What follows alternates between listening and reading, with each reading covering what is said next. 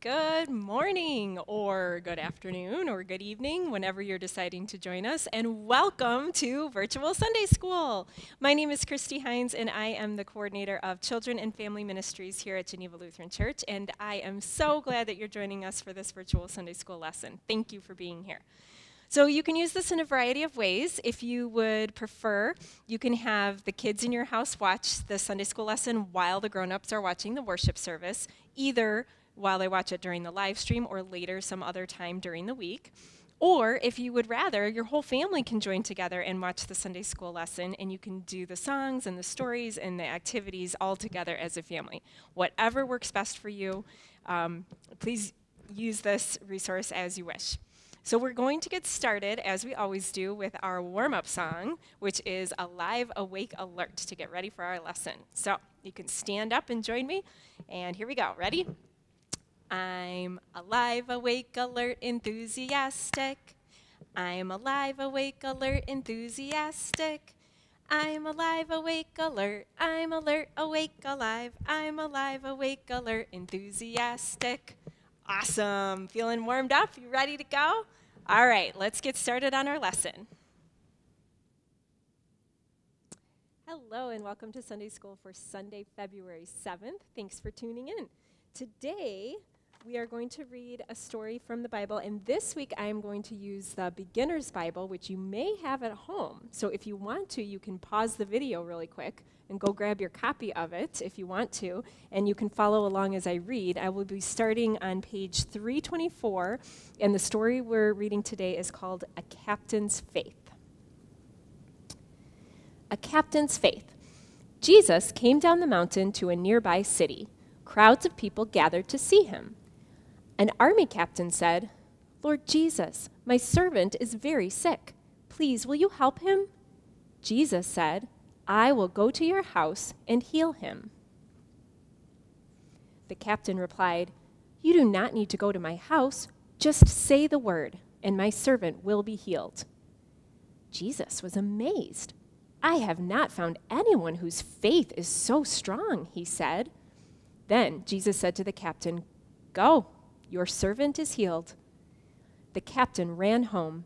He was happy to see his servant well again. And just like last week, I'm going to share some I wonder questions with you, but first, really quick, I just want to explain that the characters in the story, the captain is part of a group that wouldn't have been the Jewish that Jesus was normally talking to and teaching. He was called a centurion. You'll hear that if you watch the worship service. And he was a Roman soldier, and usually they were sort of like against each other. So that makes this story somewhat surprising, and for the people who witnessed it, it was surprising to them that Jesus was helping this person who they considered to be sort of an outsider, but also Jesus was praising him for his faith. It would have been surprising for all the people that watched this to see that a captain, a Roman soldier, would have had faith in Jesus. It was a big surprise to all of the people there. So that's kind of an important big part of the story too. So just like last week, I have some I wonder questions. These come from a pastor named Siriana Stroman. She runs a Facebook page called Be the Story Curriculum. So she came up with these questions for today's story. I wonder if Jesus was surprised at how kind the centurion was. I wonder if there are people I don't like who can do something nice.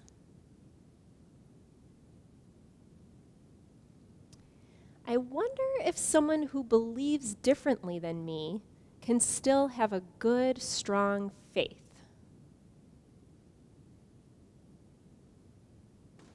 I wonder how I can show that kind of faith in Jesus. I wonder how I can show kindness to others. And finally, it's always good to think about yourself in the story.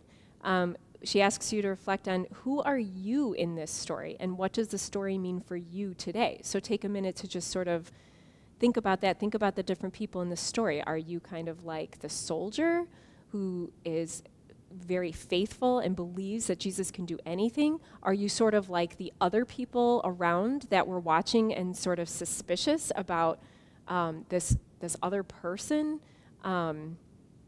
It's kind of good to always put yourself in there and think, who are you the most like in this story? And then that can help you think about what that story means for you each time that we read it. So to go along with the story, I have a fun song for you this week, and good news, you get a break. You don't have to listen to me sing a cappella for once. So I found a really fun YouTube video for you. Now, we don't own the rights to this music or this song, so hopefully we will be able to keep this video up. But it has some really fun dance moves and background music, so I just thought this would be the best way to share it. So enjoy. My God is so big and so strong and so mighty, there's nothing my God cannot do. My God is so big and so strong and so mighty, there's nothing my God cannot do. My God is so big and so strong and so mighty, there's nothing my God cannot do. My God is so big and so strong and so mighty, there's nothing my God cannot do. In the beginning, God made everything. God simply spoke and the world came to be. He sent a flood and made everything new. He parted the sea and let his people walk through. He helped a boy bring a giant right down. Joshua marched, the walls fell to the ground. These acts of power are worthy of praise. But if you want to question my God and his ways, I'll look you in the eye and say, my God is so big and so strong and so mighty, there's nothing my God cannot do. My God is so big and so strong and so mighty, there's nothing my God cannot do. Though we are sinners, he still gave us worth. God sent his son to live here on the earth. He healed the sick, he made blind men see. He let the lame walk and he set the world free. He died on a cross and he rose from the grave. He conquered sin, he is mighty to save. He went to heaven and he's coming back. God's word is true, but if it's attacked, I'll look you in the eye and say, my God is so big and so strong and so mighty, there's nothing my God cannot do. My God is so big and so strong and so mighty, there's nothing my God cannot do. God the Spirit, God the Father, God the Son. 1 + 1 + 1 = 1. God the Spirit, God the Father, God the Son. 1 + 1 + 1 = 1. My God is so big and so strong and so mighty, there's nothing my God cannot do. I'm not afraid because God is so big and so strong and so mighty, there's nothing my God cannot do. My God is so big and so strong and so mighty, there's nothing my God cannot do. My God is so big and so strong and so mighty, there's nothing my God cannot do. My God is so big and so strong and so mighty, there's nothing my God cannot do.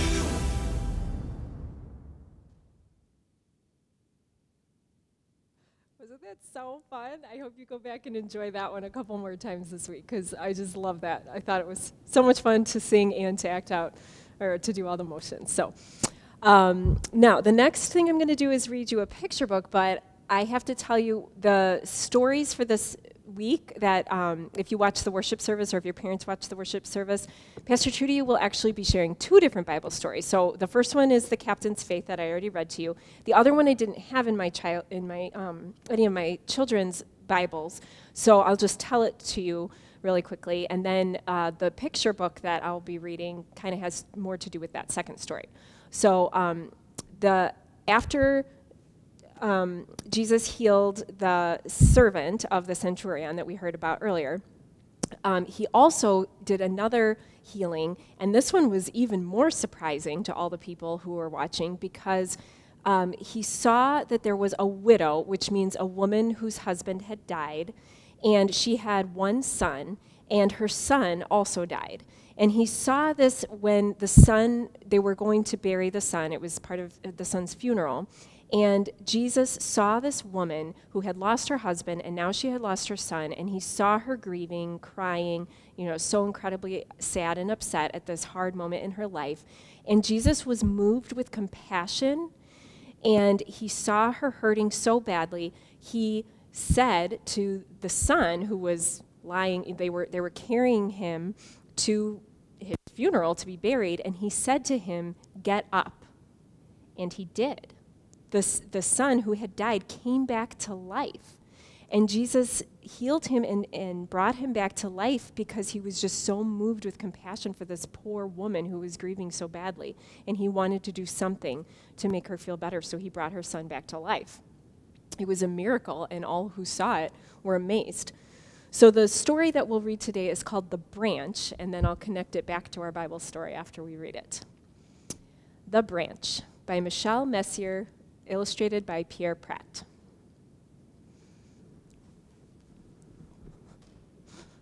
It's past my bedtime, but I can't sleep. Maybe it's because I'm too excited about the holidays. Maybe it's because of the sound of the rain hitting my window. Tick, tick, tick, tick. When I finally doze off, I dream that I am wearing a crown of icicles. My tree is my castle. Sorry, this font is really hard to read. My branch is my throne. I am queen of the storm. Creak, crack, crash, thud. My eyes snap open. What's that noise? I throw back my covers and rush to the window. Everything outside is covered in ice. It looks like the entire neighborhood has been wrapped in a heavy blanket of diamonds. It's beautiful, but a little scary, too. Mom stands next to me at the window. Her breath makes a cloud on the glass. We're lucky the whole thing didn't come down, she says. What came down? I ask. That's when I see it. At the foot of my tree lies a big, broken branch. I rush down the stairs and out the door. That was the branch that I sat on, jumped from, played under. It was my castle, my spy base, my ship. I try to pick up my branch, but it's too heavy. I run my fingers along the bumpy ice. Can we fix it? I'm afraid not, says Mom. Can I keep it? It's just a branch. It's not just a branch to me. I played on this branch all the time. Mom touches the splintery part of the trunk where the branch used to be. All right, you can keep it for a little while, but I want to keep it forever. We'll see, says Mom, squeezing my hand. I know that squeeze. It means probably not. As I look around, I see more broken branches, in the yards, in the street, stuck upside down in the trees. I watch my neighbors digging and scraping. They gather broken branches and carry them to the curb, making big heaps, like beaver dams in the city. Workers in shiny coats are clearing the road. They climb ladders, fix wires, wrap yellow tape around trees, and put orange cones on the sidewalk. Everybody is so busy. I wish I could climb my tree and watch them, but I can't. My next-door neighbor, Mr. Frank, is out with his chainsaw. The buzzing makes my ears ache, but I won't go back inside. I block my ears and guard my branch. I want to make sure nobody comes to take it away or chop it up. Finally, Mr. Frank stops sawing when he catches sight of me over the fence. Why the long face? My favorite branch broke. Oh, I see. So what are you going to do with it? I shrug. It's just a branch. Just a branch? But it was your favorite, right? I nod. That's what I thought. That branch is full of potential. What's potential? It means it's worth keeping. Mr. Frank hands me a small piece of wood. What do you see? A piece of wood? Sure, but what could it become? Mom comes over carrying mugs of hot chocolate. Hi, Frank. I see part of your tree came down too. Yup, that was quite a storm we had. We're guessing what's hiding inside the wood, I tell Mom. Mr. Frank chuckles at Mom's puzzled look. I build things from salvaged wood, says Mr. Frank. With some imagination, each broken piece can become something great. I look at my favorite branch. It has potential. I concentrate. I squint. And then I have an idea. I know what my branch can become. I knew you would, says Mr. Frank. What is it? Asks Mom. Is it a walking stick? A coat rack? A birdhouse? No, it's even better, I say. I cup my hand and whisper into Mr. Frank's ear. Oh, good idea. But I don't know how to make it. I can help, says Mr. Frank. I have the tools and I have the time. All you need is elbow grease. Mr. Frank's workshop smells sweet like Sunday breakfast. We work together on weekends and sometimes after school. He shows me how to use the tools to make what I thought of.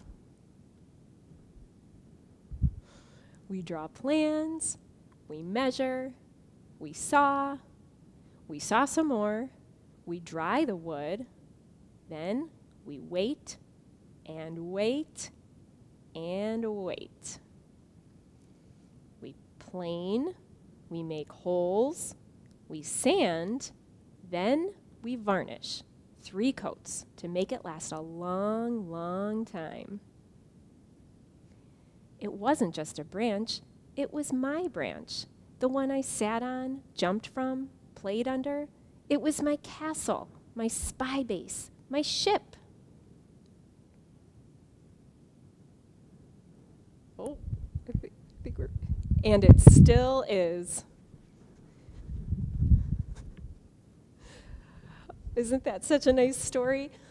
So Mr. Frank in that story felt so much compassion for the little girl that he decided he could help her turn that branch into something new. And just like in our Bible story, when that poor woman who was grieving felt so hopeless, like nothing in the world could make her feel better at that moment, Jesus stepped in with compassion and he took that hopeless situation and he turned it around. And the little girl in the story felt the same way. She saw her broken branch and just felt like there was nothing she could do. And she just felt so hopeless after that storm until Mr. Frank came along and understood what she was feeling, right? A lot of grown-ups would just feel like, it's just a branch, come on, get over it, and throw it out with the trash. But Mr. Frank was moved with compassion, and he helped her take that hopeless situation and turn it into something that she could enjoy. They made it into a swing. Did any of you guess what she was going to make while they were making it? I meant to ask that in the middle of the reading, but I forgot. Maybe you were good at predicting, and you were able to do that. Okay, so that was our story, and next up we're going to do an activity for you. So we're going to rearrange our stuff really quick and get ready to show you this cool activity. All right, here we are. And the materials that you're going to need for today are a paper towel that you can fold in half. It could be bigger than mine, but basically 2 sheets of a paper towel, but don't tear them apart. Keep them folded. And then permanent marker, hopefully you have one of those somewhere laying around, and then some washable markers, any colors. I'm just using 3, you can use more than that. And then you'll need some sort of bowl or dish. It doesn't have to be anything deep, just something that you can put water in that your paper towel will be able to fit inside at the end. So what we're doing today is a surprise activity, since our Bible stories were all about surprising ways that Jesus healed. So I'm going to show you this really cool trick. So you're going to start with your paper towel folded in half, like I had it. And on the top layer, you're going to take your permanent marker and draw the outline of a rainbow. Now you'll want to draw pretty dark because you want your lines to show through onto the second sheet underneath. So you're going to make outline of a rainbow here, And I'm just going to do 3 colors, so you don't have to sit here and watch me color all day long. But if you want, you can do as many colors as you'd like on your rainbow. So make your lines nice and dark. I'm going to check and make sure that they're showing through. Yeah, good enough. As long as you can kind of see the outline of them, that's good enough. Even if it's a little bit faint, it's okay. So here's my second row. Whoops. A hole in the paper towel. Okay, and then I'll do one more. Like I said, you can do more if you want. Okay. So, once you have your outline, then you're going to open up your paper towel. And on this second sheet, it's really faint, but you can see where the outline of the lines are. That's the one that you're going to color in with your washable markers. So, color the top row.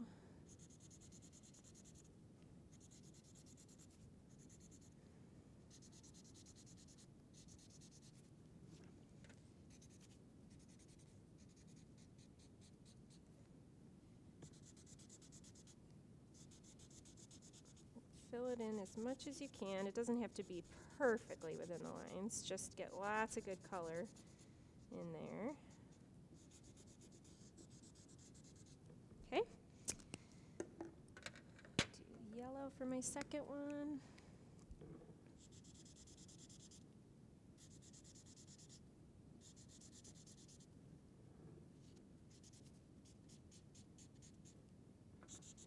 Paper towels are a little bit hard to color on because they're bumpy, but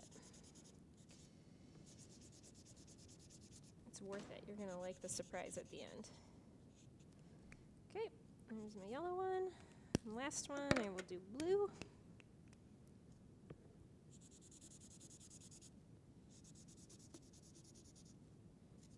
Oops. Where's that hole I made? Oops.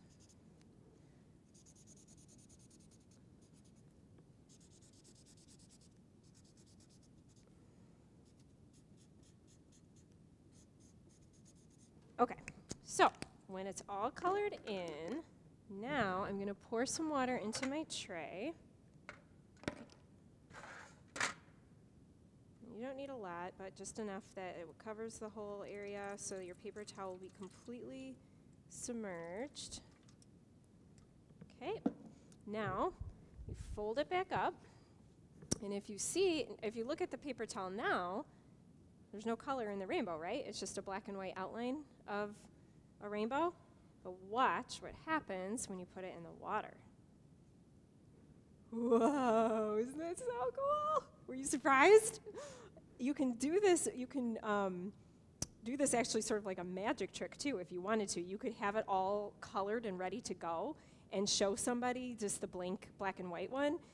Don't show them the underneath, and then put it in a tray of water and then it's like the colors just magically appear, and they'll be really, really surprised. So again, the connection to the Bible story today is that Jesus was healing in some surprising ways. He did some things that surprised people, but also if you notice in this rainbow, the colors kind of go outside the lines a little bit, but it's still very beautiful. And that goes along with how he healed the Roman soldier servant. Jesus was always going outside the lines. He was always, when people thought that there were others who were outsiders or people who didn't belong in their circle, Jesus was always challenging that, and he was always kind of going outside the lines and helping people. He didn't see people sometimes the way that we do, as outsiders or people who didn't deserve his love or deserve his healing. He believed that everybody was included and everybody could share in his love and in his work. So I hope you have fun with that activity. The other thing I thought of, that since we have so much snow on the ground, if you wanted to, instead of doing it with water, you could put a paper towel at the bottom of a cookie sheet or something and then cover it with snow and leave it on the counter, and then after a while when you come back after the snow has melted, I'm imagining it would have the same effect. I haven't tried it, but if you're bored this weekend and you want to, that might be fun too, to incorporate the snow. All right, so we're going to close with our closing prayer and our benediction song. I'm going to go back here. And let's get your hands ready. Give me a big clap and say, "Let us pray." Dear Jesus, we can always be surprised. You can surprise us. Our friends can surprise us. People we don't know can surprise us. We can surprise other people, too, by being kind and helpful. Keep our hearts warm and open, Jesus. Amen. And we'll close with our benediction song. So get your hands ready. Ready? May the Lord bless and keep you. May his face shine upon you. May he always be with you and give you peace. And I say, go in peace and serve the Lord. And you say, thanks be to God. Thanks for watching Sunday School this week. See you next time.